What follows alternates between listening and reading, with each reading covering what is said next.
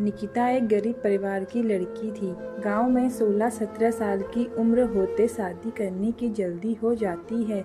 निकिता की शादी करवाने के लिए उसका परिवार जल्दी में था, क्योंकि उसकी 2 छोटी बहनें थीं। उसके पास भी शादी करने के अलावा कोई चारा नहीं था। वह दिखने में साधारण थी और घर के हालात भी दहेज देकर शादी करने के लिए अनुकूल नहीं थे, इसीलिए उसकी शादी जुड़ती नहीं थी। उसमें या गोत्र या कुंडली में कमी दिखाकर बहुत से रिश्ते मना कर देते थे। अंत में एक रिश्ता आया और उस लड़के ने उसे पसंद कर लिया। लड़का सेना में सिपाही था। बुजुर्ग लोगों ने शादी करने पर नाराजगी जताई और कहने लगे कि लड़का अपनी पत्नी को समय नहीं दे पाया और कल शहीद हो गया तो।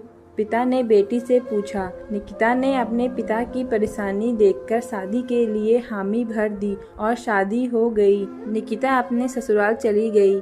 फिर कुछ दिन बाद पति ड्यूटी पर चला गया। निकिता अकेली रह गई। वह सोचने लगी कि घर बैठे बैठे क्या करना चाहिए। सास से पूछने के बाद ही वह पहली बार घर की सीढ़ियों से नीचे उतरी। यह गांव कैसा है, वह देखने गई थी। गांव बहुत बड़ा था।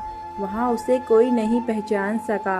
वह एक बड़ी दुकान के सामने चल रही थी, तभी एक दुकानदार ने आवाज लगाई और कहने लगा कि भाभी कोई सामान चाहिए क्या? उसने दूर से नहीं कहा। कुछ दूर पर एक किसान अपने खेत का कृषि सामान लेकर शहर की ओर जा रहा था। उस किसान ने निकिता को सलाम किया और पूछने लगा, भाभी आज यहाँ कहाँ? इस पर निकिता ने उससे कहा, आपको क्या करना है, मैं कहीं भी जाऊँ?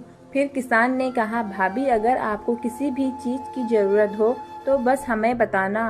धीरे धीरे निकिता आधा गांव घूम चुकी थी, लेकिन ऐसे किसी से कभी नहीं मिली जिसने उससे बात नहीं की है। निकिता का सवाल था, इतने बड़े गांव में हमने कभी घर नहीं छोड़ा और किसी को जानते भी नहीं है, और फिर भी लोग मेरे साथ इतने प्यार से पेश आ रहे हैं और मुझे इतना सम्मान दे रहे हैं। हमारे गांव में कभी मैं पुरुष से आंख भी नहीं मिला पाती थी।